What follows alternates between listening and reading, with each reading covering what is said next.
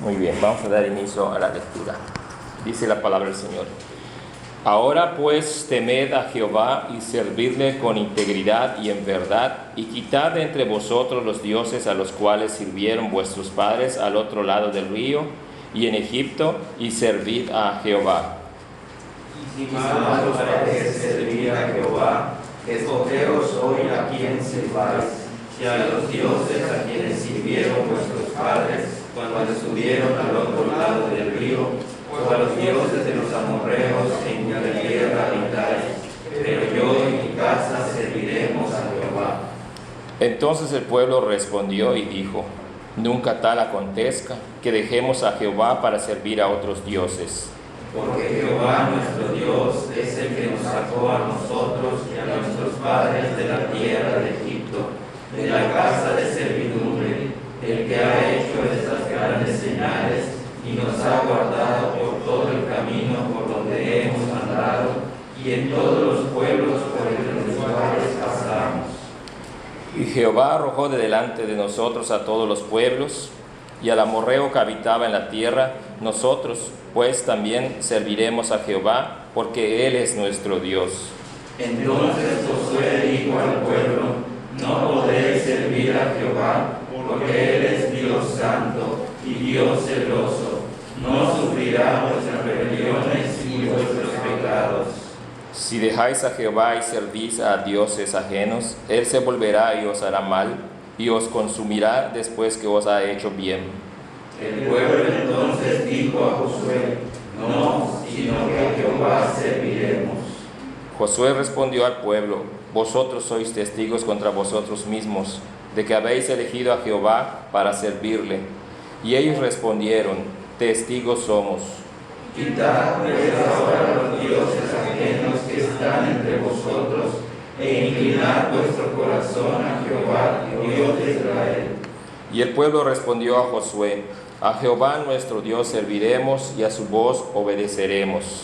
Entonces Josué hizo pacto con el pueblo el mismo día, y les dio estatutos y leyes de Sichem. Y escribió Josué estas palabras en el libro de la ley de Dios, y tomando una gran piedra la levantó ahí debajo de la encina que estaba junto al santuario de Jehová. Y dijo Josué a todo el pueblo: He aquí esta piedra nos servirá de testigo, porque ella ha oído todas las palabras que Jehová nos ha hablado. Será pues testigo contra vosotros, para que no mintáis contra vuestro Dios. Juntos. Y envió Josué al pueblo, cada uno a su posesión. Bien, hermanos. Ahora acompáñenme por favor al primer versículo de la Biblia, al Génesis capítulo 1, versículo número 1. En el principio dice la palabra del Señor: creó Dios los cielos y la tierra. Este es el primer versículo de la Biblia. Y ahora también va a Éxodo, por favor. Éxodo capítulo número 20.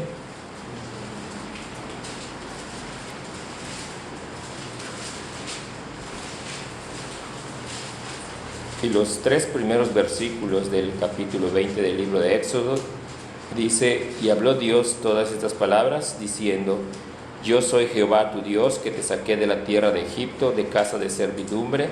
No tendrás dioses ajenos delante de mí. Hermanos, ahí en la pizarra hay un breve resumen en cuanto a estos dos textos. Uno habla lo que ya leímos: en el principio creó Dios los cielos y la tierra, y el otro habla el primer mandamiento que el Señor escribe en su palabra: no tendrás dioses ajenos delante de mí.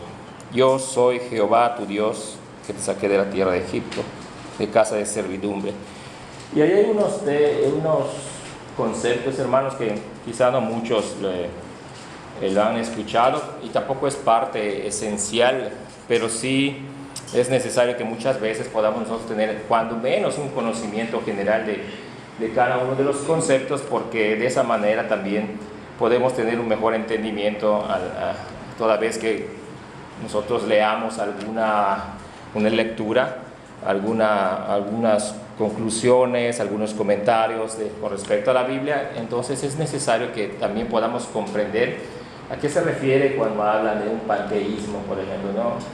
El dualismo, el agnosticismo, quizás son los que menos escuchamos, pero en resumen, cuando leemos Génesis 1:1 y Éxodo 1:2, versículo 1 y 2, hermanos, como está escrito, dice, todos esos tres textos refutan todas estas cuestiones que el mundo de la filosofía, la psicología, quizá entiende y enseña, y vuelvo a repetir, el mundo, no la palabra de Dios, sino que el mundo.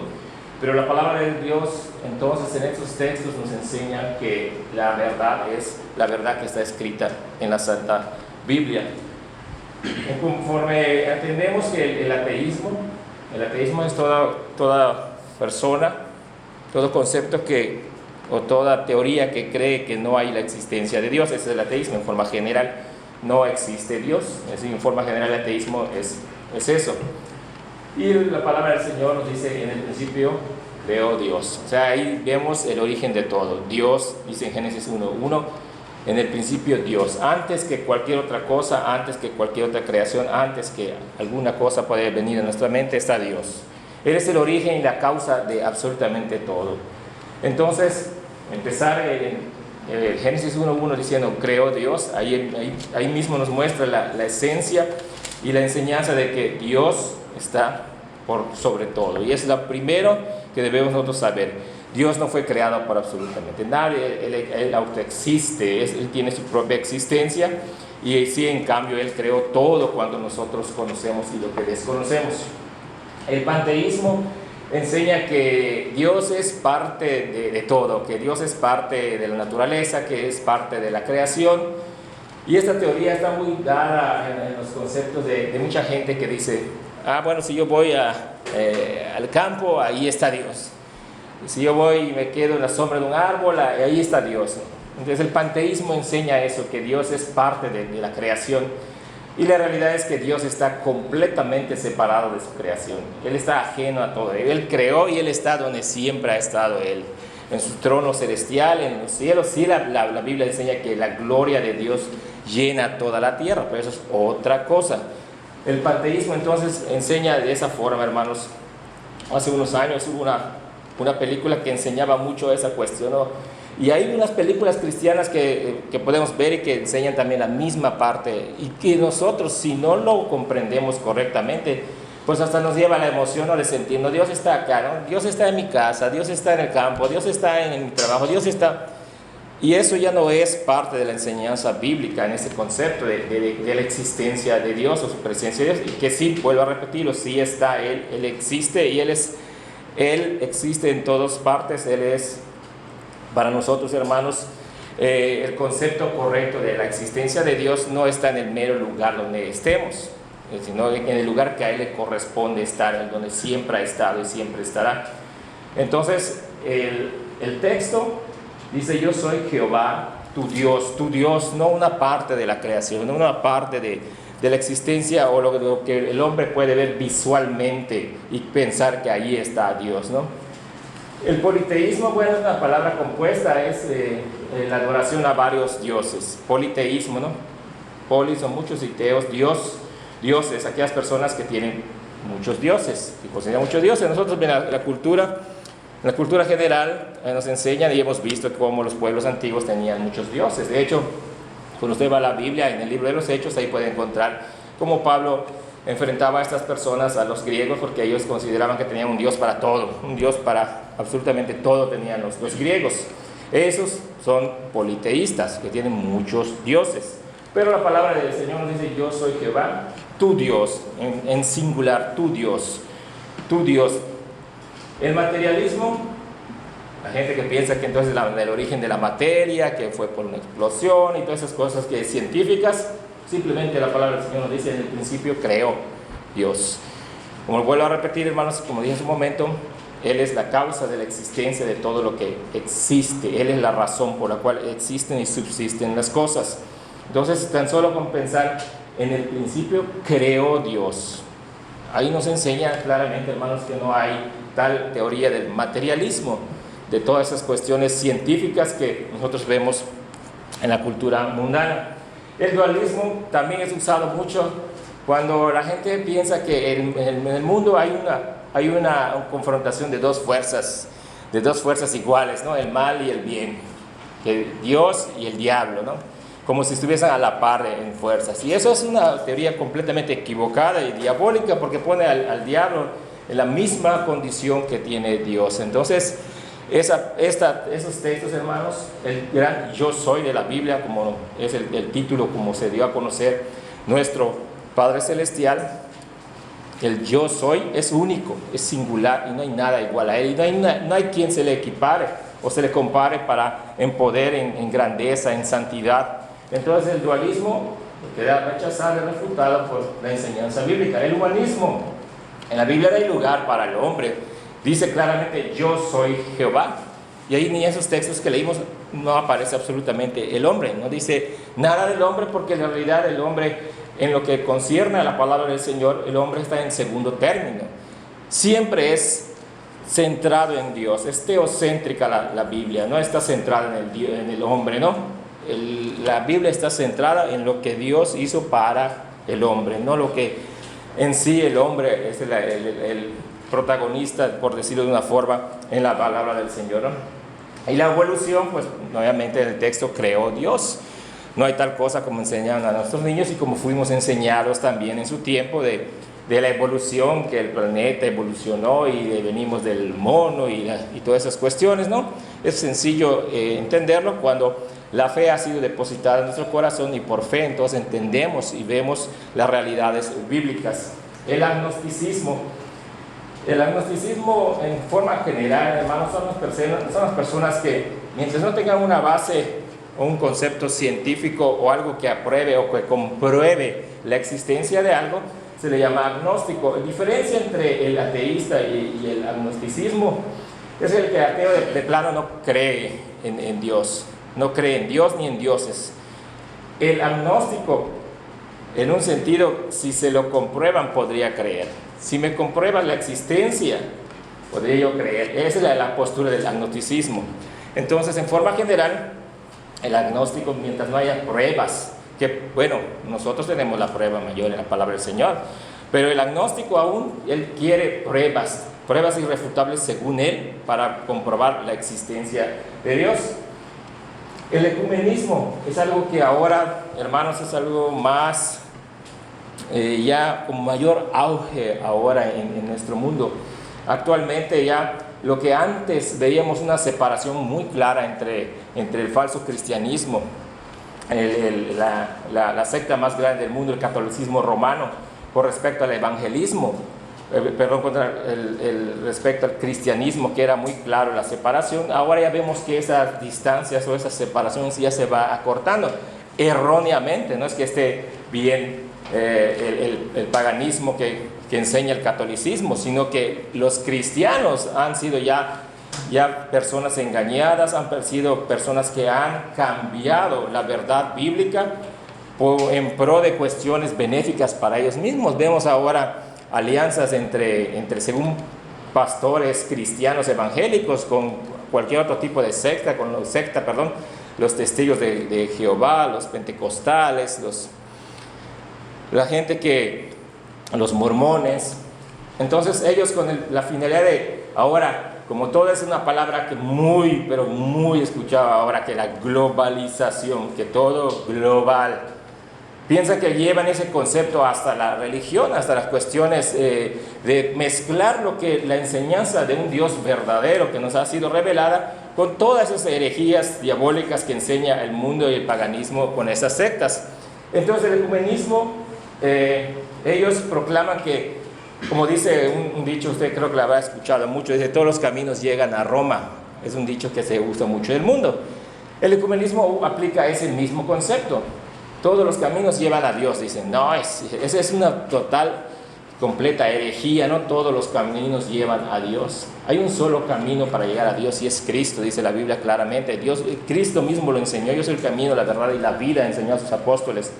Así que cualquier cuestión en este sentido, hermanos, de que nosotros pensemos, bueno, es que por cualquier pensamiento, sentimiento, emoción que entregamos y digamos, es que ahí también están enseñando la palabra del Señor, es que ahí enseñan la sana doctrina.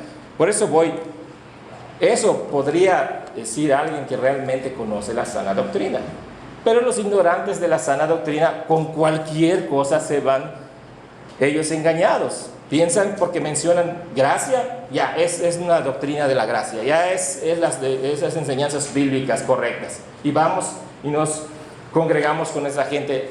Dios nos muestra claramente en sus mandamientos y Él se opone completamente a esa cuestión de tipo de relación. El cristiano no puede estar relacionado y diciendo, para mí es lo mismo escuchar un sermón de los testigos de Jehová, una enseñanza de los testigos de Jehová, que una enseñanza evangélica cristiana, verdadera, correcta. No es lo mismo también aquellos que enseñan que la salvación es por poder del hombre, con la fuerza del hombre, por las obras del hombre. Tampoco, aunque la emoción o el sentimiento nos hagan pensar que es algo que ellos pueden ir corregir. El punto no es que vamos a corregir o que vamos a adoptarnos o adaptarnos más bien a la enseñanza de ellos y decir, bueno, es que yo sé la verdad, pero ellos no, hermanos, no es un per ni es una opción. Claramente el mandamiento del Señor dice, no tendrás dioses ajenos delante de mí. Alguien que enseña y cree en esa forma que el hombre es capaz de salvarse por sí mismo, por sus obras, es una persona que ha hecho un Dios, ha hecho su Dios a su imagen del hombre. Y ese Dios que crea a ese hombre, pues se mueve en virtud de esas condiciones con las cuales ha creado a ese Dios. Así funciona, hermanos. Cada quien se adapta a lo que mejor le conviene. Se adapta a las enseñanzas que mejor le convengan. Si te permiten hacer tal o cual cosa, bueno, pues allá me voy porque ahí está bien. Después de todo no es algo que sea para mí, algo que me traiga un mal sin saber. Ese es el punto. Por la ignorancia, mucha gente entonces considera que ese tipo de cuestiones ecuménicas que se llevan a cabo ahora en el mundo son algo correctos.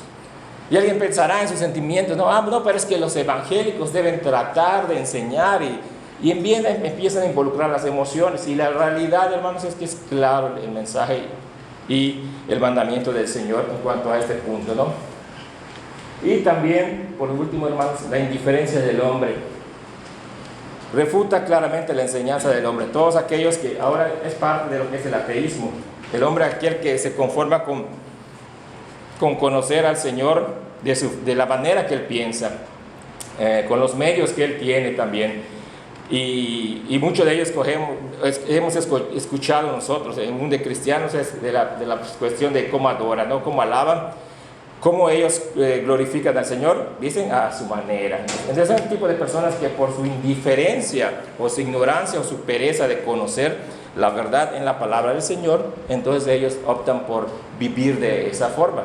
Es decir, a la manera yo voy a adorar a Dios, a mi manera yo voy a adorar al Señor según como yo creo que debe ser adorado, no como la Biblia enseña que debe ser adorado.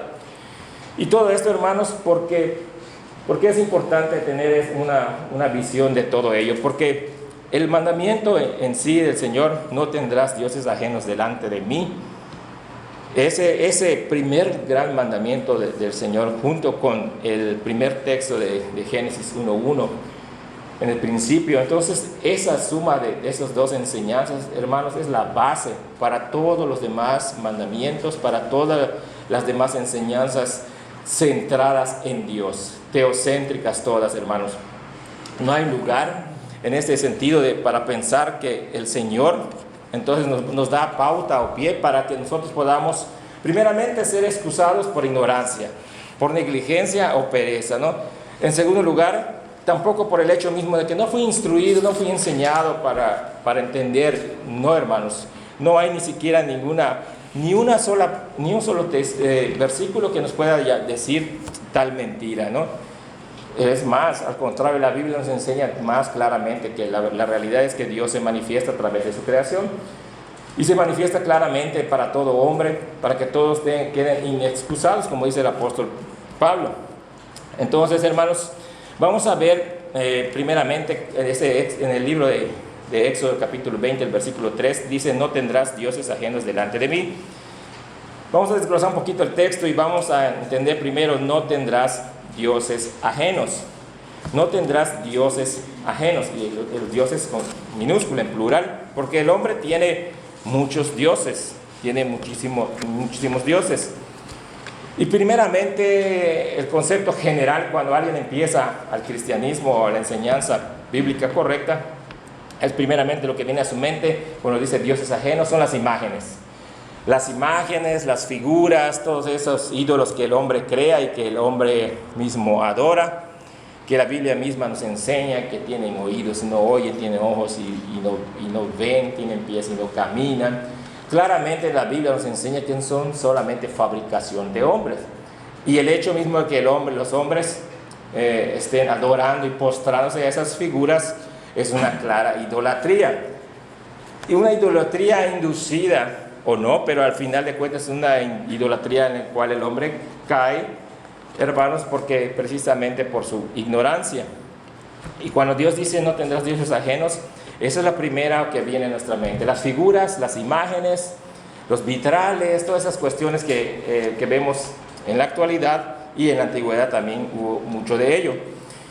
Pero hermanos, la Biblia también nos enseña que no solamente es los dioses ajenos, como dice la palabra del Señor, no solamente son cosas visuales, cosas materiales, cosas fabricadas. Lo más interesante que la Biblia nos enseña es que esos dioses ajenos son muchas veces internos, algo que está en nuestra mente, algo que está en nuestro corazón, algo que está en nuestros pensamientos, algo que está en nuestros deseos. Y eso es lo peligroso, hermanos, porque son ídolos o dioses ajenos que nosotros no podemos percibir, que no podemos ver. Pero, hermanos, esta cuestión es muy importante de entender, porque sí hemos hablado en algunas ocasiones con respecto a los ídolos del corazón, hemos hablado con respecto a los ídolos que el hombre genera. Pero tener en cuenta que esos ídolos o dioses ajenos pueden tomar cualquier forma que podamos nosotros no ver visualmente o no tener el hecho mismo de poder percibirlo físicamente, sino en el corazón, a través de los pensamientos, a través de los deseos. Eso es mucho más peligroso.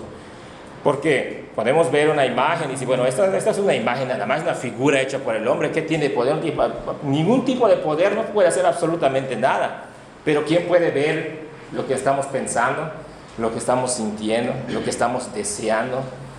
Solo Dios puede hacerlo, solo Dios, que conoce todo nuestro ser y nuestro corazón, y lo ve en forma tan transparente que para Él nada está oculto, como enseña la palabra de Dios. Entonces, eso es importante, hermanos, para comprender este gran mandamiento: no tendrás dioses ajenos. Y cuando lo complementa el texto, dice delante de mí, es exactamente como lo describe: delante de mí, ante mi presencia.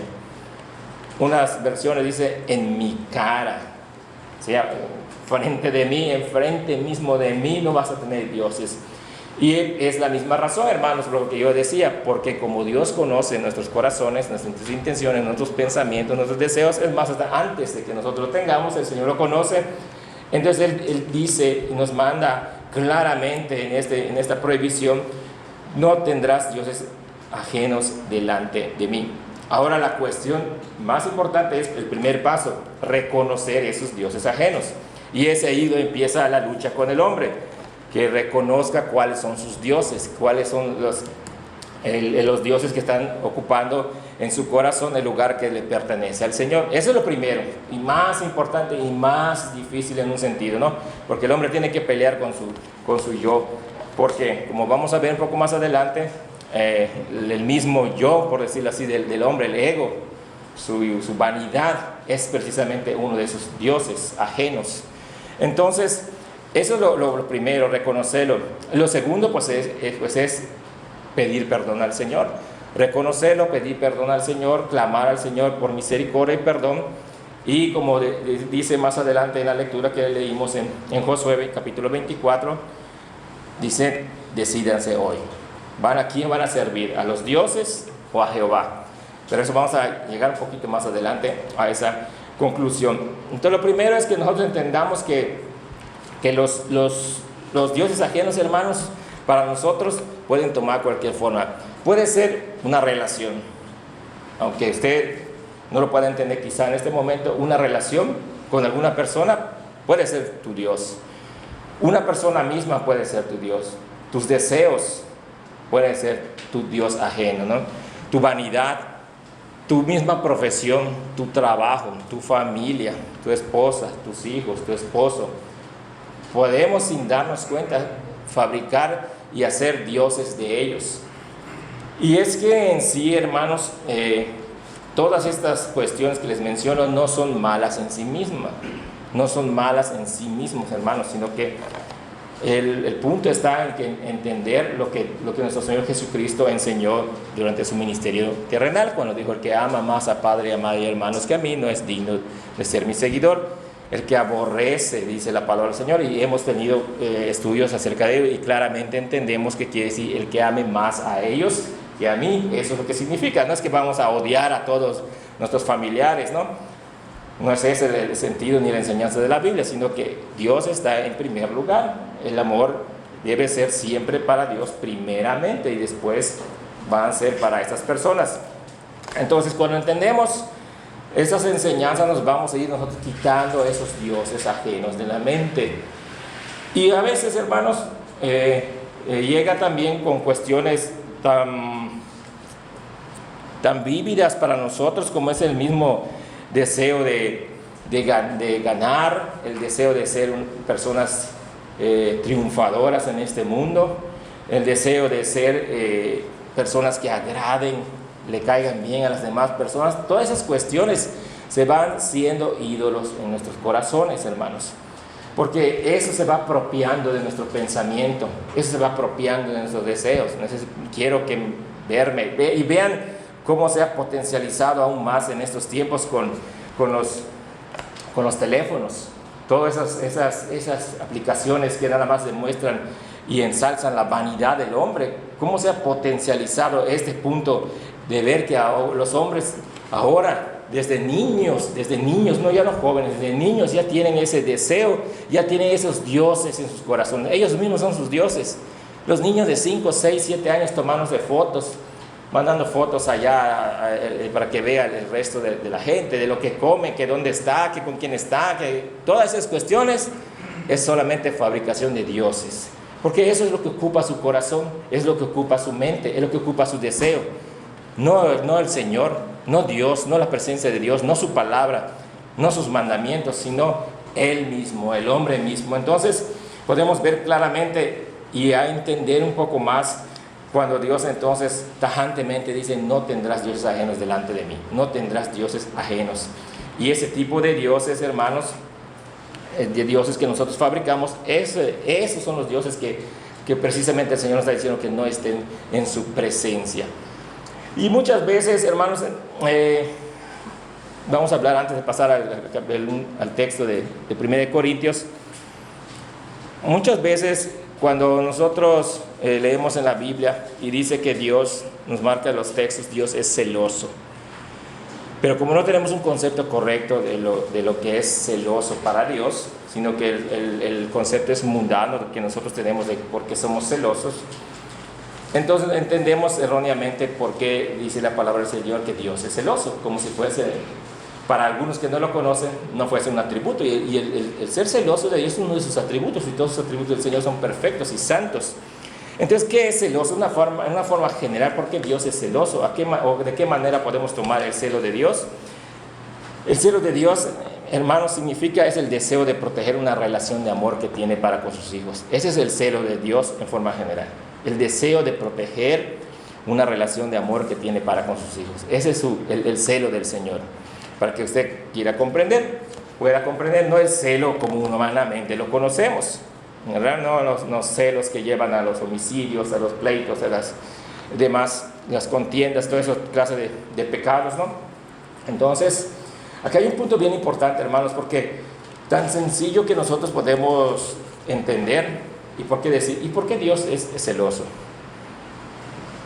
Primeramente tenemos que saber que a Dios no necesita de nuestro amor, no necesita de de nuestro tiempo, de nuestra adoración. Él no lo necesita, él es feliz en sí mismo, en su esencia, no necesita, ¿no? Pero sí, en cambio, nosotros sí necesitamos de Dios, y ese es el punto, que no vamos a predicar que Dios necesita de nosotros, la alabanza, la gloria, no. Nosotros necesitamos darle a Él la alabanza y la gloria. Nosotros somos los que necesitamos, nosotros somos pordioseros ante Dios, no Él.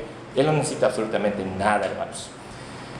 Pero en un ejemplo muy sencillo, para que usted pueda comprender por qué la palabra del Señor habla de un celo, de un deseo de Dios de proteger una amistad, una relación de amistad, de amor con sus hijos, es lo siguiente. Vean, primeramente vamos a ir subiendo. En una familia hay celos entre los hijos. Cuando hay varios hijos, hay celos entre los hijos. Los hijos, erróneamente, los padres a veces no sabemos dar equitativamente el amor, y a veces tenemos unas ciertas preferencias. Esas mismas preferencias generan pues contiendas y pleito entre los mismos hijos. Los mismos hijos se sienten celosos. Y vea cuál es el punto: se sienten celosos de que el amor de los papás es compartido en mayor proporción a alguien y en menor proporción a otro. Ahí empiezan los celos y los pleitos. Y vea las palabras clave: en mayor o menor proporción es dividido el amor. Ahora, a los casados yo le pregunto, ¿cómo te sentirías si en un día te dicen, tienes que compartir a tu esposo o a tu esposa con otra mujer o con otro hombre? ¿Te sentirías bien? ¿Sería algo que tomarías? Sí, está bien, no hay ningún problema. No, ¿verdad que no? ¿Qué nos sucedería? Nos enojaríamos, ¿verdad? No aceptaríamos. Vean, y nosotros siendo criaturas siendo nada más pecadores, nos enojamos. ¿Cuánto más creen que sea la postura de Dios? Con algo tan sencillo como eso que cualquiera puede entender. Comparte a tu esposa, comparte a tu esposo, comparte a tus hijos. ¿Qué van a pensar? Este está loco, ¿no? Eso mismo es, hermanos, pensar porque Dios es celoso. Él no quiere y no debe compartir su amor especial que ha dado a cada uno de sus hijos e hijas con absolutamente nada ni nadie, ¿sí? Y lo vuelvo a repetir, y no es que sea un Dios posesivo, un Dios que no, hermanos, es el orden de la aplicación del amor. El amor es primero a Dios, en esa dirección primero a Dios, luego al esposo, en el caso de las mujeres, a la esposa, en caso de los varones, a los hijos, y así, hermanos. Es un orden que siempre nos ha enseñado la palabra del Señor. Y en ese aspecto, entonces, si como hombres o mujeres nos sentimos celosos, imagínense el Señor. Y ahora hay otra cosa bien importante que quizá no la haya usted reflexionado o haya pensado.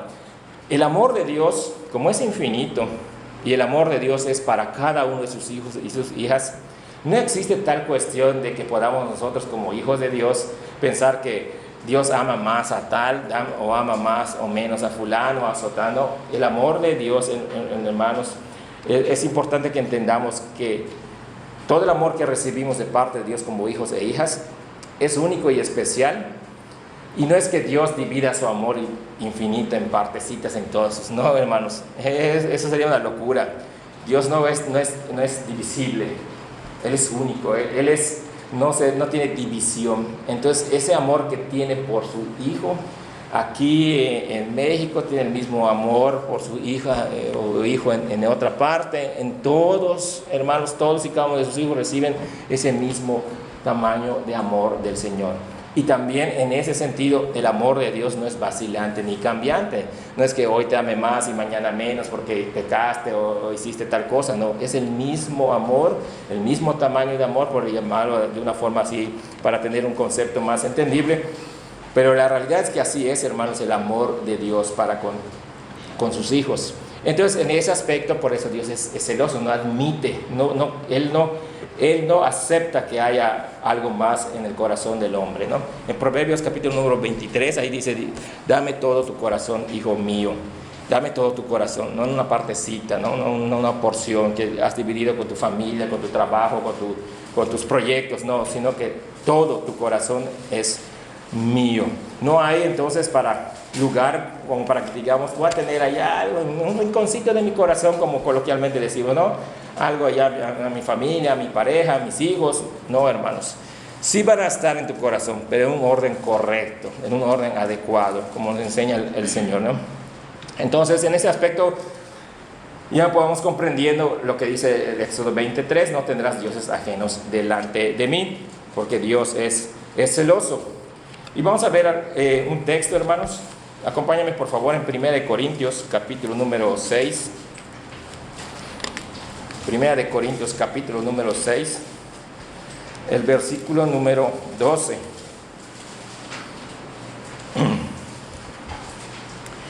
Todas las cosas me son lícitas, mas no todas son provechosas. Todas las cosas me son lícitas, mas yo no me dejaré dominar de ninguna. La misma estructura repetida 2 veces aquí el apóstol Pablo, la misma enseñanza, pero a nosotros nos refuerza aún más la enseñanza. Dice primeramente, son todas las cosas para mí son lícitas, pero no son todas las cosas provechosas. Todas las cosas me son lícitas, nuevamente dice el apóstol Pablo, mas yo no me dejaré, y ese es el punto, hermanos, dominar de ninguna. Esa es la cuestión, el que esos dioses ajenos dominen nuestra vida. Dice el apóstol Pablo, todo me es lícito, todo puedo hacer, como yo les decía, no son prohibiciones, lo que mencionaba con respecto a la familia, el hogar, el trabajo y todo lo demás, sino que dice la palabra del Señor por medio de la escritura del apóstol Pablo, no me dejaré dominar de ninguna. Y él hace entonces la enseñanza en el contexto inmediato y posterior con respecto al cuerpo, a la comida, a lo que se come, a cómo el cuerpo resulta ser el templo del Espíritu, y como en el versículo 17, hermanos, lea con atención, dice, pero el que se une al Señor es un solo espíritu con Él. ¿Ven? Ahí, pero el que se une al Señor es un solo espíritu con Él. Y como ahí podemos entender, es una unión de 2 partes nada más, no hay una tercera, una cuarta, ni nada. No, dice, el que se une al Señor es un solo espíritu con Él. ¿Ven? Y él hace la enseñanza del apóstol Pablo reiteradamente, de hecho 2 veces acá, con respecto a lo que es la fornicación. En el versículo 18, huid de la fornicación, cualquier otro pecado que el hombre cometa está fuera del cuerpo, mas el que fornica peca contra su propio cuerpo. ¿Pues no sabéis que vuestro cuerpo es santuario del Espíritu Santo, el cual está en vosotros, el cual tenéis de Dios, y que no sois vuestros? Porque habéis sido comprados por precio. Glorificad pues a Dios en vuestro cuerpo y en vuestro espíritu, los cuales son de Dios. Vean cómo el sentido de propiedad dice, son de Dios. El cuerpo, el espíritu, son de Dios, nada más de Dios. No es para compartir, no es para enseñar. Y ahí, hermanos, la enseñanza de parte del Señor en este texto es claramente con respecto a que está refiriéndose a cristianos, a creyentes, no a inconversos. Cuando habla el apóstol Pablo del templo del Espíritu, lea bien, usted dice el Espíritu Santo. El Espíritu Santo no mora en los inconversos, no mora en ellos. El Espíritu Santo mora en los creyentes, en los hijos de Dios. Ese es el contexto en el que Pablo está enseñando cuando es el templo del Espíritu Santo, no el Espíritu de vida, el Espíritu Santo. Tiene que hacer usted la distinción entre uno y el otro. Pero al final, la enseñanza, el punto principal es que dice, cuando se une al Señor alguien, es un solo espíritu con Él. Y en ese sentido, entonces, hermanos, vemos como Pablo nos enseña a que no me dejaré dominar de ninguna. Y ese es el punto, ese es lo importante, que no vamos a ser dejados dominar por ninguno de esos dioses ajenos.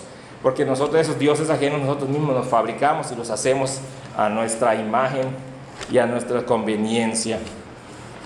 Vamos ahora, hermanos, a otros textos, ahí en Corintios también, ahora solo que en el capítulo número 10, en la primera carta a los Corintios, capítulo número 10, el versículo 22, el apóstol Pablo pregunta, ¿O provocaremos a celos al Señor? ¿Somos acaso más fuertes que Él? Y eso es el contexto de la idolatría. Vea cómo inicia el capítulo número 10. El encabezado es exhortaciones contra la idolatría. Y llega al punto en el que dice el apóstol Pablo, entonces preguntando, ¿no? ¿O provocaremos a celos al Señor a ser idólatras o al adorar ídolos ajenos? ¿Somos acaso más fuertes que Él? Pregunta el apóstol Pablo. En 2 de Corintios, vamos a la segunda carta a los Corintios, en el capítulo número 11. Segunda carta a los Corintios, capítulo número 11. Versículo número 2. Bueno, desde el versículo 1, hermanos. Capítulo 11, versículo 1 de la segunda carta a los Corintios. Ojalá me toleráis un poco de insensatez. Sí, toleradme, dice el apóstol. Porque os celo con celo de Dios, pues os he desposado con un solo esposo, para presentaros como una virgen pura a Cristo. Cuando habla de esa forma, esos términos de ese lenguaje de Pablo, habla de una iglesia. Está hablando de la iglesia de Corinto, los creyentes que conforman la iglesia de Corinto, y dice, y yo los he celado con celo de Dios, pues os he desposado con un solo esposo, para presentaros como una virgen pura a Cristo. Pero temo que como la serpiente con su astucia engañó a Eva, vuestros pensamientos sean de alguna manera extraviados de la sincera fidelidad a Cristo. Entonces aquí, hermanos, otra vez el punto de la enseñanza de la fidelidad de esa unión solamente con el Señor, no hay terceras partes. Vamos ahora, por favor, a Santiago, la carta a Santiago, en el capítulo número 4. Santiago, capítulo número 4, versículos 4 y 5. Oh almas adúlteras, ¿no sabéis que la amistad del mundo es enemistad contra Dios? Cualquiera pues que quiera ser amigo del mundo se constituye enemigo de Dios. ¿O pensáis que la Escritura dice en vano, el Espíritu que Él ha hecho habitar en nosotros nos anhela celosamente? Y otra vez la palabra, celos, los celos, hermanos. El Espíritu que Él ha hecho habitar en nosotros nos anhela celosamente. Ahora la parte del Espíritu Santo que decíamos hace un momento, que mora en los creyentes, es el que dice que los cela, los anhela celosamente. Entonces, hermanos, en términos bíblicos y en una aplicación correcta, bíblica, los celos, entonces, como nos enseña estos textos, hablan de ese amor, de cuidar ese amor, esa amistad, esa unión, esa relación que tenemos con Dios, y va de esa forma, de Dios para con nosotros, y nosotros nuestra responsabilidad también es de preservarla, de cuidarla. ¿Y cómo? Pues obedeciendo ese mandamiento, no tendrás dioses ajenos delante de mí. Y comenzando la enseñanza, hermanos, leímos Josué en el capítulo 24. El libro de Josué en el capítulo número 24. Ahí si pone usted atención, cuando tenga tiempo, hermanos, del versículo 14 al versículo 24, 14 veces se menciona la palabra servir o su conjugación, o el verbo servir o su conjugación en esos versículos del 14 al 24. 14 veces se menciona, tanto en que dicen en la respuesta del pueblo, no van a servir dioses ajenos, sino van a servir a Jehová, como también Dios mismo hablando y diciendo, ustedes están sirviendo a dioses ajenos y me van a servir. Entonces esa palabra serviremos por algo, hermanos, está tan enfático en estos textos, tan repetitivo en estos textos, porque habla de ese servicio único que debemos darle al Señor, servir únicamente al Señor. En el versículo número 16 dice, entonces el pueblo respondió y dijo, nunca tal acontezca que dejemos a Jehová para servir a otros dioses. Ahora nosotros en nuestros términos, en nuestro lenguaje no hablamos de esa forma, no decimos tengo otros dioses. No hablamos de esa forma. Ahora no, ahora somos más espirituales, más educados, decimos, tengo otros pasatiempos, o más técnicos, ¿no? Tengo otras prioridades, ¿verdad? No lo decimos así claramente como están hablando el lenguaje de estos judíos, dioses ajenos, idólatras. No, ahora es así, todo es disfrazado, todo es todo es tenue, para que no haya ofensas, para que no se ofenda al hombre, ¿no? Ahora es así. Tengo otras prioridades, tengo otros asuntos, es más, dicen, nosotros no tenemos ídolos, a los mismos cristianos no tenemos ídolos. Prioridades sí tenemos otras actividades sí, pero no, ídolos no. Entonces, el punto es, llámala como tú le quieras llamar. La cuestión es que en ese aspecto, entonces, nosotros nos hemos generado esos ídolos o esos dioses ajenos. Y un ejemplo muy, muy práctico, hermanos, es en la aplicación o más bien cuando nosotros queremos servir al Señor, por ejemplo, con la lectura de su palabra. Si en un momento dado tú tienes un tiempo específico y determinado para ello, ¿qué es lo más correcto que debemos hacer cada uno de nosotros? Determinar ese tiempo, dejar ese tiempo en el día, las veces que para ti sean necesarios, orar con el Señor, leer su palabra, respétalo, haz un esfuerzo que de verdad, hermano, sea algo que tú en tu corazón estés convencido de que es necesario hacer, que es necesario para ti, que lo necesitas como el respirar si no lo haces. Pero ¿cómo convertimos estas cuestiones hasta lo más elemental en nuestra vida cotidiana en un Dios? Cuando vamos a trabajar, por ejemplo, si vamos por las mañanas, en la mañana tarde, como es mi caso, ¿no? Teniendo tiempo para orar, ¿qué es lo que debo hacer? Pues si tengo muchas actividades previas a salir de mi casa, pues me despierto más temprano. Pero ¿qué pasa? No, quiero dormir un poquito más. Ya, el ídolo soy yo. O sea, Dios pasa a segundo plano. Yo soy lo principal. Yo debo descansar, yo debo dormir. Si tienes tiempo ya separas ese tiempo y de repente surgió alguna cuestión en la casa y necesitas salir a prisa. Bueno, tengo que llegar a tiempo a donde voy, aunque de por medio esté mi tiempo de oración. Tu Dios es tu trabajo. ¿Sí me explico?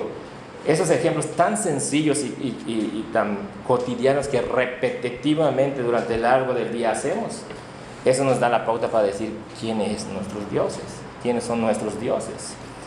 Entonces a eso se refiere, hermano, y no es que muchos cuando lo escuchan esta palabra piensan que es una vida de esclavitud, dicen, no, los cristianos son como esclavos del Señor. Mentira, hermano, no hay persona más libre que el creyente.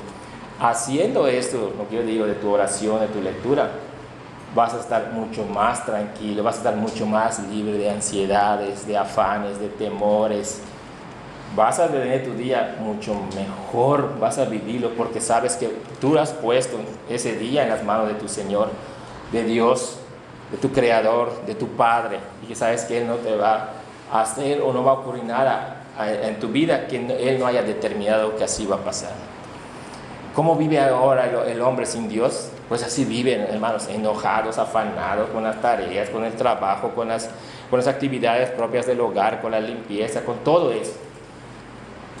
Y ahí tú me dices que un cristiano es esclavo. Yo no te creo, hermano. Si tú experimentas esa de verdad libertad y paz en el Señor, te vas a dar cuenta que es todo lo contrario. El estar siempre procurando y esforzándonos para no tener dioses ajenos delante del Señor, eso nos va a dar una vida de paz y de gozo. ¿Entiende? Entonces, con ejemplos sencillos para que no sea algo complicado, que usted entienda, nosotros vamos a comprender a qué se refiere el Señor. Y también es importante decirles, hermanos, que muchas veces esos ídolos o esos dioses ajenos se van fortaleciendo, van creciendo en nuestra vida, y eso es lo peligroso. Una vez pasó, bueno, 2 veces ya pasó, 3 veces, porque tú ya te des cuenta. Ya es diario, ya es cotidiano, ya es parte de tu día, es normal. Y por eso a veces, hermanos, cuando escuchan al hermano Roberto que ora y pide mucho porque estén despiertos, porque estén reverentes, porque estén atentos, no es porque sea pesado, es porque es importante para ustedes y para nosotros. ¿Entienden? No es pesadez, no es legalista, no es, este hermano es muy... No, es para nuestro bien, es para nuestro bien, se lo vuelvo a repetir. No Dios necesita de nosotros de Él, se lo vuelvo a repetir. Pues hermanos, esas pequeñas cuestiones que les voy mencionando, conforme entonces nosotros vamos quitando y dándonos cuenta y reconociéndolo, así podemos ir cambiándolas, hermanos. Así podemos tener un mejor tiempo de adoración y de comunión con el Señor. Pero volviendo a la lectura de Josué, en el capítulo 24, hermanos, hay un aspecto bien importante que menciona acá Josué.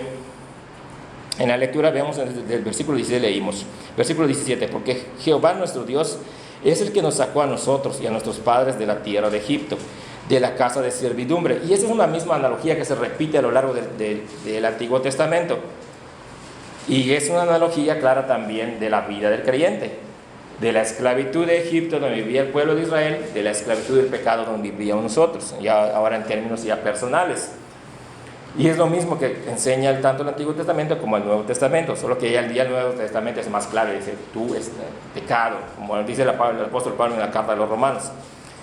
Y Jehová arrojó delante de nosotros a todos los pueblos y al amorreo que habitaba en la tierra. Nosotros pues también serviremos a Jehová porque Él es nuestro Dios. Ahí vamos a empezar a dirigirnos a una cuestión importante, hermanos. Aquí el pueblo está diciendo, Él es nuestro Dios. El pueblo de Israel está diciendo, Jehová es nuestro Dios. Y esa es una cosa que hay que también tener mucho cuidado y diferenciar. Cuando nosotros decimos, Jehová es mi Dios. Bueno, Dios es mi Dios. Para mí, es una cosa que yo lo esté diciendo, ¿no? Es una cosa que yo diga que Dios es mi Dios. Pero es muy diferente lo que Dios dice respecto a cada uno de nosotros. Y eso es lo importante, no lo que tú creas, no lo que tú digas, es mi Dios, ¿no? Es mi Padre, Cristo es mi Señor. No es lo importante. Lo importante es lo que Dios diga, lo que Dios determine. Y eso es lo que queremos aquí entender. Porque este ejemplo, hermanos, llega a un punto en que Josué ya en sus términos de su vida física ya iba a morir, junto al pueblo habla a ellos. Y ya dice en el versículo número 15, desde el 14, hermanos, ahora pues temed a Jehová y servidle con integridad y en verdad y quitad de entre vosotros los dioses los cuales sirvieron. Esa es una de las cosas más importantes. Dice, quitad de entre vosotros los dioses de los cuales sirvieron. Lo que yo les mencionaba hace un rato, no solamente es reconocerlo, sino aceptarlo y quitarlo de en medio. Los dioses a los cuales sirvían vuestros padres al otro lado del río, y en Egipto, y servid a Jehová. Y el versículo número 15, la palabra del Señor dice, y si mal os parece servir a Jehová. Vean, hermanos, no es que tú le tengas que buscar, como vulgarmente decimos, ¿no? 5 patas al gato, 3 patas al gato. Es que la Biblia es clara, te dice, y si mal os parece servir a Jehová. Es que la palabra del Señor se predica, se enseña, se dice, en este punto, en este aspecto estamos hablando del mandamiento, de este gran mandamiento. Y no quiere decir con ello que todos lo vayan a entender, no quiere decir que todos lo vayan a escuchar, no quiere decir que todos lo vayan a aceptar, porque como vimos el domingo pasado con el pastor Juan, no todos al Señor le ha tocado su corazón, no a todos le ha abierto su corazón, no todos pueden ser receptivos a la palabra del Señor, no todos quizás intelectualmente lo entiendan, pero espiritualmente siguen muertos, absolutamente muertos, ¿no? Cadáveres. Y por eso dice claramente el versículo, y si mal os parece servir a Jehová, porque eso también ocurrió, porque no todo el pueblo al que estaba hablando Josué cumplió y se comprometió e hizo el pacto con el Señor, sino que ahí claramente nos muestra que hay quienes no sirven a Jehová. Pero él dice, escogeos hoy a quien sirváis. Y podríamos pensar, bueno, ya Josué, ¿cuántos años anduvo con Moisés? Se le delegó esa gran tarea a Moisés de llevar al pueblo a la tierra prometida y lo cumplió. ¿Y será que al final de su vida entonces Josué se acordó y les habló al pueblo y les dijo, hoy ustedes decidan a quién van a servir? No, hermanos. Si usted lee el libro de Josué, él siempre estaba hablando al pueblo de esa forma, arrepentirse, servir a Jehová, entregar a Jehová, seguirle a Jehová. Esa fue su enseñanza, esa es la enseñanza de cada uno de los siervos que el Señor en el Antiguo Testamento, porque era su labor de ellos, conducirlos a Jehová. Entonces, cuando Josué en este momento está hablando y dice hoy, escogeos hoy a quién sirváis, si a dioses a quienes sirvieron vuestros padres cuando estuvieron al otro lado del río, o a los dioses de los amorreos, o sea, antes, vean cómo está hablando de antes, a los padres de esa generación, o a los que tienen actualmente. Y ahí nos dice, ellos tuvieron ídolos, ustedes tienen ídolos al día de hoy, porque está hablando ahora en el presente, cuando estuvieron al otro lado del río, o los dioses de los amorreos en cuya tierra habitáis, el verbo está en presente, pero yo y mi casa serviremos a Jehová. Él dice, yo ya he hecho, ya he tomado esa decisión, esa iniciativa, a lo largo desde el llamamiento de Josué vimos cómo su vida fue de servicio al Señor, y él dice, yo y mi casa serviremos a Jehová. Y cuando hablamos casa, pues entendemos en la Biblia, habla de la familia, no de su casa física, sino de su familia. Y vean entonces el punto, hermanos. Él ya dice, yo y mi casa serviremos a Jehová, y ahí aparece como si fuese a futuro, pero en la realidad lo que está diciendo es, seguiremos sirviendo a Jehová, porque eso estaba haciendo. Y ese es el punto para la mañana también de hoy, hermanos. Determinar entonces, dice él, hoy, decidan hoy ustedes a quienes van a servir, porque allá vienen varias implicaciones, como les dije hace un momento. No todos los que escuchan van a decir, yo voy a servir a Jehová, yo me reconozco pecador. Hay quienes van a seguir años y años y años y años bajo el Evangelio, y siempre en condenación tras condenación. Entonces, no siempre va a ser ese punto en el que digas, bueno, hoy dice la palabra del Señor, dice Josué, hoy decidan hoy a quién van a servir. Porque, hermanos, este es el importante, porque manifiesta también la misericordia y el amor de Dios. En ese sentido dice, si hoy el Señor te llama para ello, búscale. Y tú debes tomar a la luz de estas palabras, a la luz de la palabra del Señor, tomar la responsabilidad y decir, confesar tus pecados, acercarte al Señor, pedirle perdón, clamar al Señor, hermanos, porque esa es nuestra responsabilidad como criaturas pecaminosas, ¿sí? No es que piensa la gente, no es que hasta que llegue un momento, hasta que yo decida, hasta que yo quite este pecado, hasta que yo calme de vivir de esta forma, no, sigues acumulando pecado, hasta que tú digas, Señor, perdóname. Llegas a este punto que te dice, hoy entonces tú decide a quién vas a servir, a dioses o a Jehová. Porque por lo mismo es una muestra de misericordia, como les digo, porque dice la palabra hoy, porque mañana no sabemos. Mañana no sabemos qué va a pasar, qué va a suceder con nosotros, pero el Señor dice a través de esta escritura en labios de Josué, hoy decidan a quién van a servir. O pueden decir, hoy decide a quién vas a servir, o en algunos casos vas a seguir sirviendo, porque muchos van a oír y van a hacer de oídos sordos. Entonces, hermanos, este texto ahora no lo pierda. Vamos ahora a 1 Tesalonicenses 1:9. Marque allá en Josué 24 y nos vamos ahora a 1 Tesalonicenses capítulo número 1.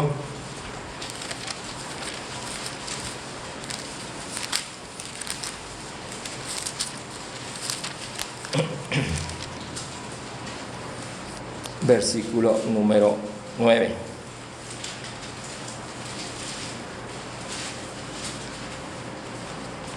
Ahora vamos a ver la otra parte.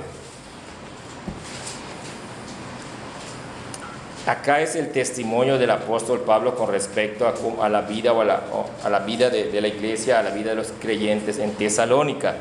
En el versículo número 9 dice, porque ellos mismos cuentan de nosotros la manera en que nos recibisteis y cómo os convertisteis a Dios abandonando los ídolos para servir al Dios vivo y verdadero. Vean cómo dice la palabra del Señor. La manera en que nos recibisteis, y no es solamente en términos de las personas, de Pablo, Silvano y Timoteo, sino que cómo recibieron la palabra de Dios, cómo recibieron el Evangelio. Y cómo os convertisteis a Dios. Y vean claramente ese verbo, cómo os convertisteis, no cómo os convertí. Vean la diferencia. porque la gente piensa que así es. Yo voy a la iglesia, pero...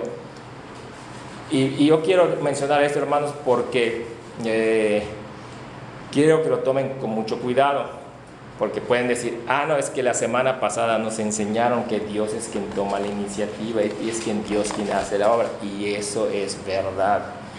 Lo que el apóstol Pablo está diciendo aquí, está diciendo que debemos convertirnos o dejar a nuestros ídolos, en virtud de que nosotros ofendemos a Dios cuando lo hacemos. No porque, voy a dejarlo y ya voy a ser salvo, no. Vas a dejar a tus ídolos, y en este caso a los creyentes, ya habla Pablo porque ellos ya habían dejado, y lo que está enseñando aquí es la forma en cómo ellos se convirtieron, dice, se convirtieron de sus ídolos, lo que ustedes, su idolatría que estaban acostumbrados a hacer, ahora cómo viven. Pablo está resaltando la diferencia ahora de los integrantes de la iglesia de Tesalónica. Dice, y eso es lo importante, hermanos, ¿cómo os convertisteis? ¿Cómo cada uno de ustedes reconocieron que tenían ídolos en su corazón? ¿Cómo ustedes se dieron cuenta de esos ídolos? ¿Cómo es que ustedes entonces renunciaron a esos ídolos? ¿Cómo es que fueron dejando esos ídolos y fueron direccionando su vida a solo servir al Señor? Claro, la gracia del Señor, el Espíritu Santo, la obra del Padre fue la que está trabajando en ellos como creyentes. Y en ello está implicada entonces la responsabilidad, como les digo, hermanos, de que cada uno de nosotros, como creyentes y como no creyentes también, los creyentes, primeramente a ellos nos referimos, porque en ese aspecto todos tenemos algún tipo de ídolo, todos tenemos nuestros dioses ajenos, aunque quieras tú negarlo, pero tú te vas a dar cuenta, y si no te das cuenta, pide al Señor que te ayude para que te des cuenta que todos tenemos dioses ajenos. Y a los no creyentes, porque lo vuelvo a repetir, porque son criaturas pecaminosas, porque son criaturas creadas por Dios, porque Dios es su creador y su soberano, aunque no lo quieran reconocer, aunque no lo quieran admitir, pero esa es la realidad, y deben entonces ellos dejar o volverse de esos dioses ajenos. Y no solamente es dejar, es como todo en la palabra del Señor, no es deja de pecar y ya, no, es deja de pecar y haz lo bueno, vive en santidad, vive reflejando lo que haya sucedido en tu vida. Y dice, ¿y cómo te convertiste? ¿Y cómo os convertiste a Dios abandonando los ídolos para servir al Dios vivo y verdadero? Y ahí otra vez la palabra, servir al Dios vivo y verdadero. Y vamos a ver algunas cuestiones que no es el punto de hoy ahondar en ellas, pero sí es un muy buen ejemplo. Si usted quiere ver como un ejemplo de una iglesia que Pablo amaba, a la iglesia de Tesalónica con la iglesia de Filipos, eran esas iglesias que más amaba el apóstol Pablo, hermanos. ¿Por qué? Por su testimonio. Vea el versículo número 8 del capítulo 2, siempre allá en 1 Tesalónica, en 1 Tesalonicenses, perdón, capítulo 2, versículo 8. Tan grande es nuestro afecto, dice el apóstol Pablo, por vosotros, que hubiéramos querido entregaros no solo el evangelio de Dios. Vean, yo me refería no solamente a la presencia de los hombres, sino al evangelio del Dios, sino también nuestras propias vidas, dice el apóstol Pablo, porque habéis llegado a sernos muy queridos. ¿Por qué fueron muy queridos entonces la iglesia de Tesalónica para Pablo? Por lo que ya vimos en el versículo número 9, porque ¿cómo os convertisteis a Dios abandonando los ídolos para servir al Dios vivo y verdadero? Ahí está la comunión entre los creyentes, hermanos. No hay una comunión, por eso dice la palabra del Señor, ¿qué comunión hay entre el bien y el mal? ¿Qué comunión hay entre un impío y un creyente? No hay comunión, o cuando menos, bíblicamente, como les enseña, no debería de haber ninguna comunión, ¿sí? No debería haber ningún tipo de comunión. Versículo número 13, la parte o el corazón de esa enseñanza de Pablo para nosotros también, el versículo 13 de capítulo 2 de 1 Tesalonicenses dice, por lo cual también nosotros, sin cesar, damos gracias a Dios de que cuando recibisteis la palabra de Dios que oíste de nosotros, la recibisteis no como palabra de hombres, sino según es en verdad la palabra de Dios, la cual actúa en vosotros los creyentes. Y ahí está el secreto de la iglesia de Tesalónica, lo que Pablo está revelando. ¿Cómo recibieron la palabra del Señor? Él dice, Pablo, que la recibiste no como palabra de hombre, sino según que es en verdad la palabra de Dios, la cual actúa en vosotros los creyentes. Y para que tenga el apóstol Pablo ese detalle que le escribió en esta carta, esa mención de esa iglesia, hermanos, podemos entonces comprender qué tipo o qué carácter tenía esos creyentes de la iglesia de Tesalónica. Parecería entonces para nosotros que es una iglesia ideal en un sentido, hablando del servicio como menciona el apóstol Pablo. ¿Por qué? Porque Pablo lo está mencionando acá. Más adelante en el versículo número 19 y 20 dice: porque ¿cuál es nuestra esperanza o gozo o corona de que me gloríe? ¿No lo sois vosotros delante de nuestro Señor Jesucristo en su venida? Porque vosotros sois nuestra gloria y gozo. Vean cómo el apóstol Pablo dice: ustedes, tesalonicenses, en la iglesia de Tesalónica, son para nosotros nuestra gloria y gozo. Capítulo número 3, versículo número 13. Dice: para afianzar vuestros corazones irreprensibles en santidad delante de nuestro Dios y Padre en la venida de nuestro Señor Jesucristo con todos sus santos. Y esa es su perseverancia. ¿En qué perseveraba la iglesia de Tesalónica? Para afianzar vuestros corazones, hermanos, irreprensibles en santidad delante de nuestro Dios y Padre en la venida de nuestro Señor Jesucristo con todos sus santos. Entonces ahí vemos etapas en una forma general, como Pablo le dice, ¿no?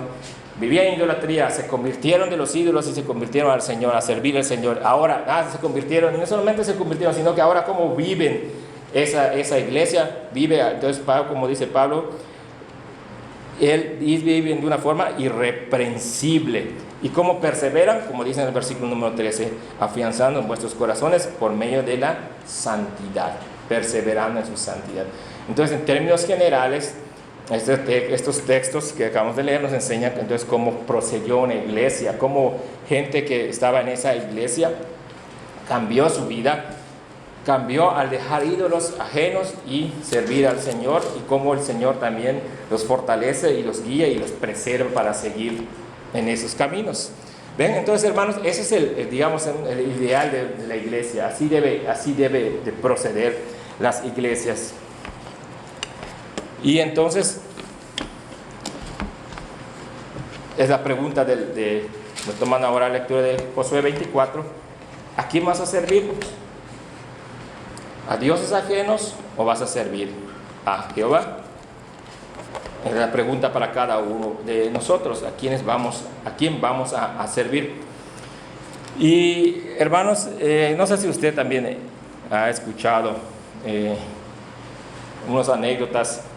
D.L. Moody, un pastor, un teólogo, decía en una de sus anécdotas, porque hay gente de todo tipo, ¿no? La gente es así, como humanos somos, cuando nuestro ego, cuando nuestra vanidad está manifestándose, te saca cualquier tipo de preguntas. Entonces, una vez le preguntó una persona a D.L. Moody, ¿en qué versículo la Biblia prohíbe fumar? Le preguntaron a este pastor y él contestó: no hay un tal versículo, pero sí hay un versículo donde la Biblia enseña a que sí debes fumar. Y el hombre se extrañó: ¿cómo va a ser que la Biblia enseñe? Y dice: lee Apocalipsis 22, versículo 11. Cuando vamos a Apocalipsis 22, 11, dice: el que es inmundo sigue siendo inmundo. ¿Entiende? La gente quiere que por medio de la palabra del Señor le busquen no me prohíbe la Biblia hacer eso. No, las prohibiciones y todas esas cuestiones, las leyes, están para los hijos de Dios, no para los incrédulos. Por eso D.L. Moody dice: sí, hay algo que dice que sigue fumando. El que es impío, en otras versiones dice: el que es impío sigue siendo impío. ¿Sí? Pero más abajo dice que es justo, sigue practicando justicia. Entonces, ahí, hermanos. Y la gente de ese ejemplo, otra anécdota, se le acerca a una mujer y le dice: pastor, es que yo siento, y ya estoy preparándome porque ya he sentido que tengo un llamado para ser pastora. Y Moody le contesta: ¿cuántos hijos tienes? Y yo: 4. Bueno, allá está tu iglesia. Ahí está, con tus hijos. Ahí están tus ovejas. ¿Entiendes? La vanidad, la ignorancia de la gente. La mujer quería tener preeminencia. y prominencia en las cosas del Señor. Y este pastor le dice, ahí está tu iglesia, tus hijos, como es el mandato bíblico de la mujer, atender y enseñar, a instruir a sus hijos en su hogar, no enseñar en iglesias, no enseñar en púlpitos. Y como ese ejemplo hay muchos, hermanos, hay muchísimos, y ahora peor todavía, ahora todo es derecho, ahora es todo, yo tengo el derecho de hacer esto, aquello, de verme hablar, de todas esas cuestiones, hermanos. La cuestión es ello, hermano, que nosotros no estamos yendo caminando en un mundo en que va a ir mejorando, sino va a ir empeorando, va a ir deteriorándose aún más y más y más. Y que es algo que en la Biblia nos enseña que así tiene que suceder. Y la cosa es lo siguiente, hermanos, que como oyentes, para los que no son hijos del Señor, tú te acostumbres y pienses que así va a ser. Bueno, la maldad va a seguir, sí va a seguir, pero tú ¿qué vas a hacer al respecto? ¿Cuándo va a llegar el punto en que tomes también la palabra de Josué y digas, y tú hoy decide a quién vas a servir? Si quieres seguir sirviendo al mundo y a los ídolos del mundo, hazlo. Es lo que está diciendo, porque lo dice claramente el texto, nos marca que así van personas que van a tomar esa decisión. Pues sigue en ello, sigue. Pero si tú vas a decidir servir a Jehová, sírvele. Y si has tomado esa decisión, sírvelo, pero como Él merece ser servido. Porque tampoco le sirve de nada, sí, Señor, yo quiero servirte, pero tu vida no refleja ese servicio, esa adoración, esa entrega que el Señor merece. ¿Sí? No hay términos medios, hermanos. No hay, le voy a medio servir, le voy a medio entregar mi tiempo, le voy a medio adorar. No, es servirle por completo, hermanos. Y para ello, pues no es algo que para nosotros sea algo sencillo. No he dicho que eso sea así, bueno, yo voy a servirle. No, hermanos, es algo que implica sacrificio, que implica luchas, que implica mucha oración, mucha lectura, lágrimas, dolor, porque así es, porque vamos a estar peleando con nuestra propia carne, con nuestros propios pecados, con nuestra propia remanente de pecado que hay en nosotros. Para el creyente así es su lucha diaria. Y para los inconversos es exactamente lo mismo. Tan solo mencionar los ídolos ajenos. Mi esposa puede ser mi ídolo, sí. Mi esposo, sí. Mis hijos, sí. Mi trabajo, sí. Mi triunfo, mi éxito, mis logros, sí. Por todo ello tienes que ir mortificando, ¿sí? Y eso va a ser paulatinamente, hermanos. Paulatinamente se va a llevar a cabo. Paulatinamente. No de la noche a la mañana. Es una lucha de tiempo, de esfuerzo, de dedicación. Por eso necesitamos ir a la fuente de poder, a la fuente de gracia para poder recibir fuerzas de allí. Y si no la tienes, pues también para los inconversos es precisamente eso, presentarte a Cristo como el único camino. Como le dije hace un momento con respecto a ese dicho popular, ¿no? Jesús es el único camino, Jesucristo es el único camino, no hay otro. No hay atajos, no hay intercesores, intercesoras, y santos, absolutamente nada, solo Cristo es el único y verdadero camino. Y para ir terminando, hermanos, ahora vamos a ver cómo Dios entonces hizo esa obra en nosotros. Cómo es que entonces el Señor te permite ver esos ídolos que están en tu corazón, ir combatiéndolos, ir luchando con ellos, ir desechándoles. Porque así es, hermanos, lo voy a repetir. No es que el creyente, cuando Dios lo regenera, ya desaparece todo, porque es una mentira. Si alguien te dijo que eso es así, es una mentira eso. No es que haya desaparecido todo de ti, ¿no? Te fueron perdonados tus pecados en Cristo, todos tus pecados. Eso sí es una verdad bíblica. Pero de que de la noche a la mañana tú ya no tienes malos pensamientos, ya no tienes malas palabras, no, hermanos, eso no es así. Por eso hay un proceso de santificación que nos enseña la Biblia. Entonces, tampoco, hermanos, se trata del ejemplo que muchas personas piensan. Dios no te va a llamar en un día que estés en la playa tomando sol, tomando tu cerveza ya acostado. No, te equivocas. Mucha gente piensa que así, cuando Dios me llame, Dios no te va a llamar de esa forma. No te va a llamar haciendo eso. No te va llamando a estar en cuestiones, hermanos, mundanas. Mucha gente piensa así, que de repente Dios me llamó y de repente me dio ganas de ir a la iglesia. Son puros cuentos, puras mentiras, hermano. Dios siempre a sus hijos los va abriendo los ojos poco a poco. Puede ser por algunas situaciones, puede ser por pruebas, puede ser por enfermedades, puede ser por pérdidas. Ahí sí yo sí te creo, porque ahí va doblegando el Señor el corazón del hombre y de la mujer, y va haciendo entonces que vayan viendo al Señor entonces por encima de todo ello. Sí, yo te puedo decir que sí, bíblicamente hay muchos ejemplos así en la Biblia. Pero haciendo y viviendo en el mundo, no, hermano, no es así, no procede de esa forma. En la calle no, en una iglesia sí.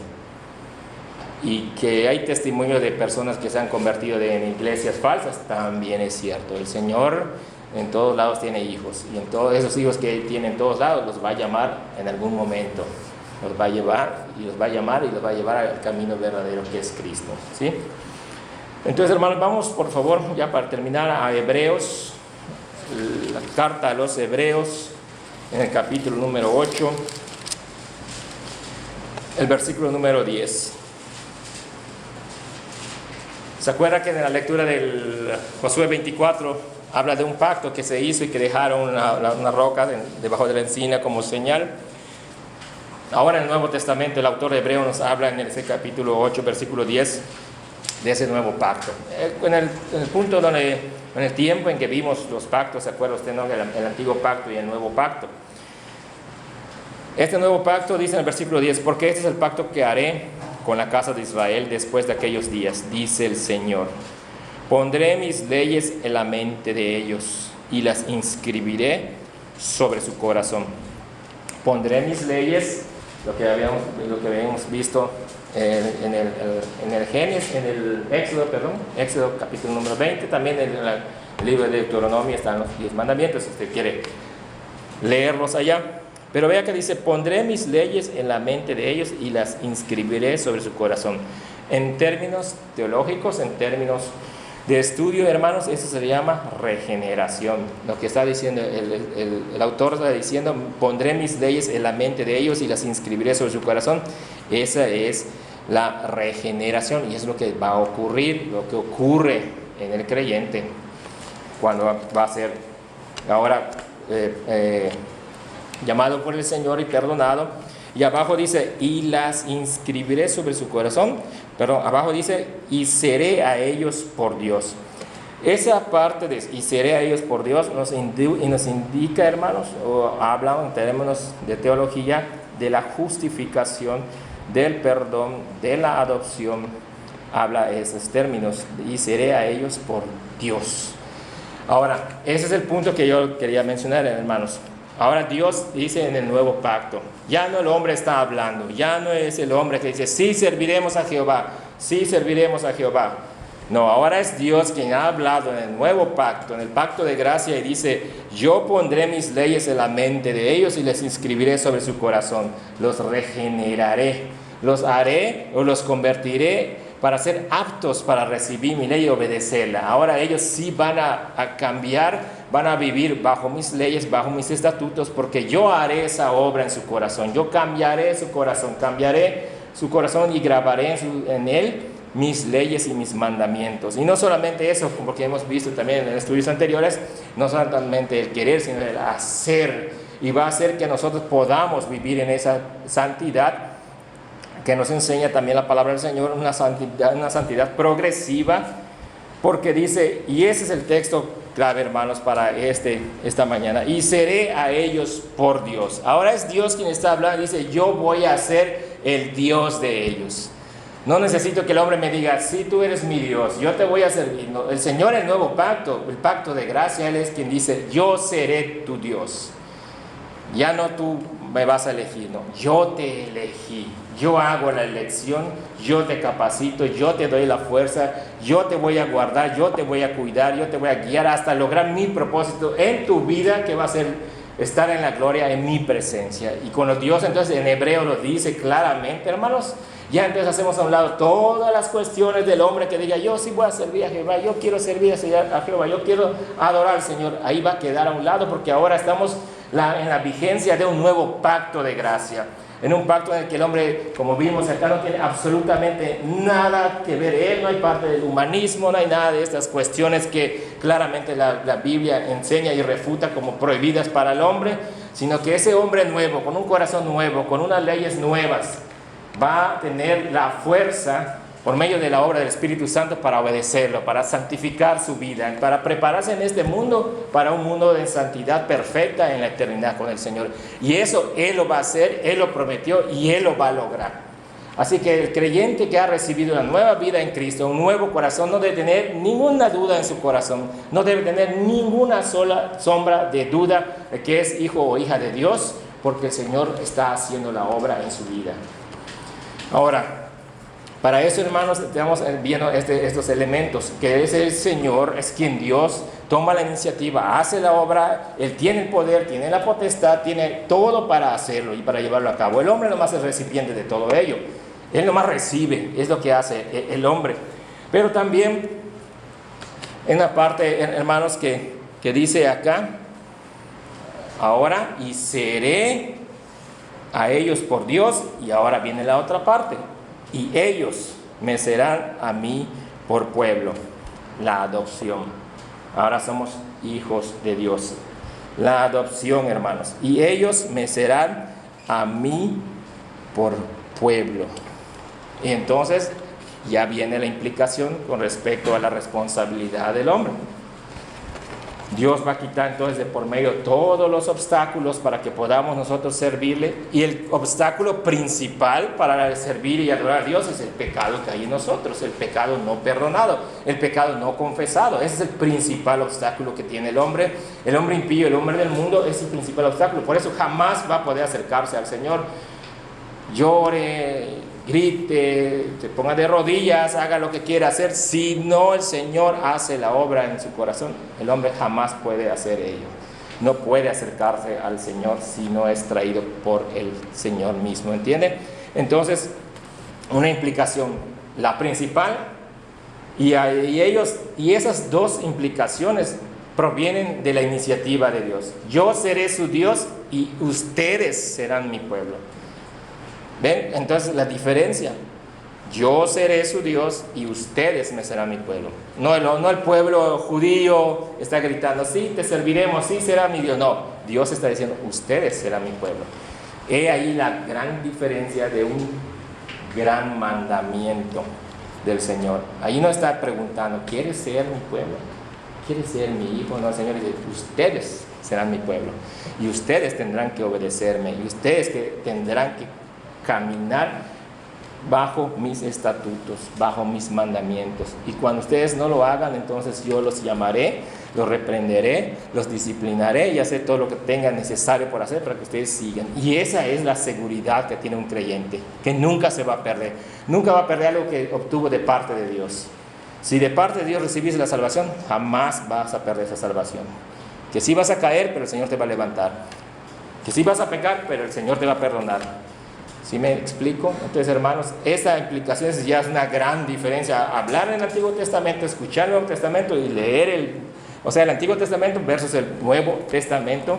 Cuando vemos el pacto antiguo con el pacto nuevo, un nuevo mediador, un nuevo sacerdote único, que es Cristo. Entonces, esto, hermanos, si a ti como creyente no te da la fortaleza como para decir, la vitalidad, para decir, serviré, entonces ahora como dice Josué, yo y mi casa serviremos a Jehová. ¿En virtud de qué? De que Él tomó la iniciativa, de que Él va a hacer todo lo posible y lo imposible, porque Dios hace todo posible, aunque lo que parezca imposible para el hombre, para Él es posible.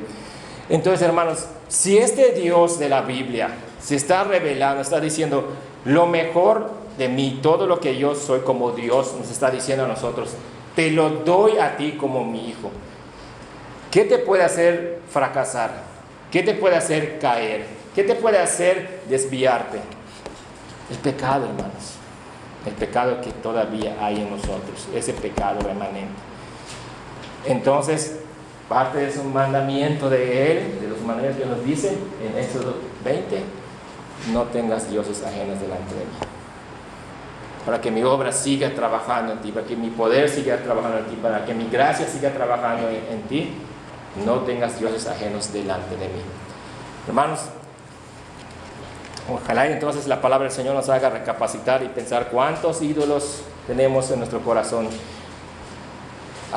Un pastor muy sensato dijo en su momento, cuando leí este texto, lo primero que hice fue tomar un papel y un lápiz. Y un papel y un lápiz no me fueron suficientes para escribir cuántos ídolos tenía en mi corazón. Y es que así somos, hermanos, por naturaleza somos idólatras. Entonces, si eso usted lo puede entender, si usted lo puede comprender, hermanos, ojalá también le lleve a esa misma actitud de querer reconocer, buscar esos ídolos que tenemos en nuestro corazón.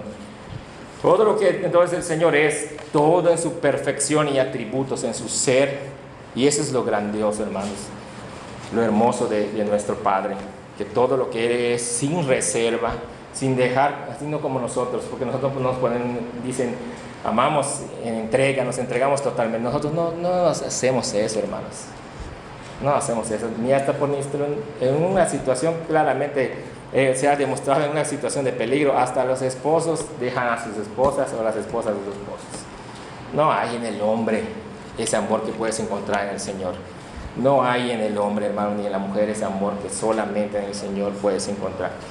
Y no es solo eso, hermanos, sino que estamos hablando de Dios todopoderoso, Dios soberano, Dios que todo lo sabe, Dios que está en todo presente, Dios que todo conoce. Hermanos, ¿qué más podemos para nosotros pedirle?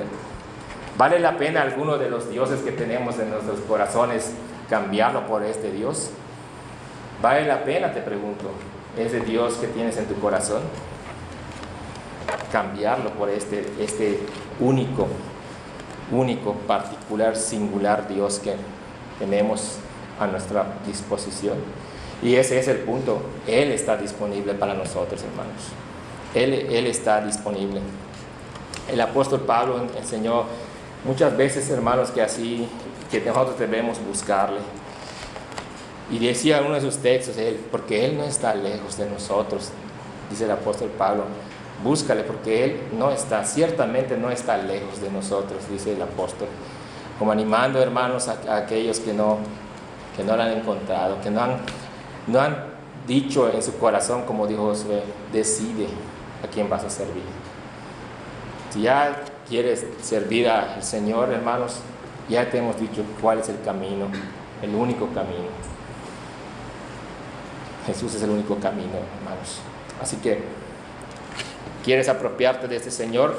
Este Dios, Él está a nuestro alcance, está disponible, con todo lo que Él es, sin reserva alguna, hermanos, con todos sus atributos, su esencia, con todas sus perfecciones y santidad de Él, está disponible para nosotros, está con nosotros. Así que este primer gran mandamiento, hermanos, Él nos dice, si quieres vivir esa vida así debes vivir. No hay opciones, no hay segundos caminos, no hay allá una opción múltiple de qué escoger, no, es solamente eso. No tendrás dioses ajenos delante de mí. Ese es el principio y la base, hermanos, para todo lo demás que vamos a ver, si Dios permite, con respecto a lo que Dios exige de nosotros. Ese es uno de los principales. Es como decir, Él va a escribir algo en una hoja de nuestra vida, en nuestros corazones. Tenemos que borrar todo, absolutamente todo, y deja que Él escriba. Él va a escribir todo, tu vida, nuestra vida, en esa página. Ahora empezamos a nosotros a querer ser los guionistas y yo voy a anexar eso, yo quiero que eso sea. No, hermanos, dejémoslo todos en manos del Señor. Pero comencemos con lo principal. No tendrás dioses ajenos delante de mí. Ningún tipo de Dios, porque Él es celoso. Él quiere solamente tu corazón completo, entregado a Él. Entonces, hermanos, con esto concluimos nuestra predicación esta mañana, y quiera el Señor entonces que podamos sacarle provecho con la guía del Espíritu Santo y con la gracia del Señor ponerlo en práctica en nuestras vidas. Vamos a ponernos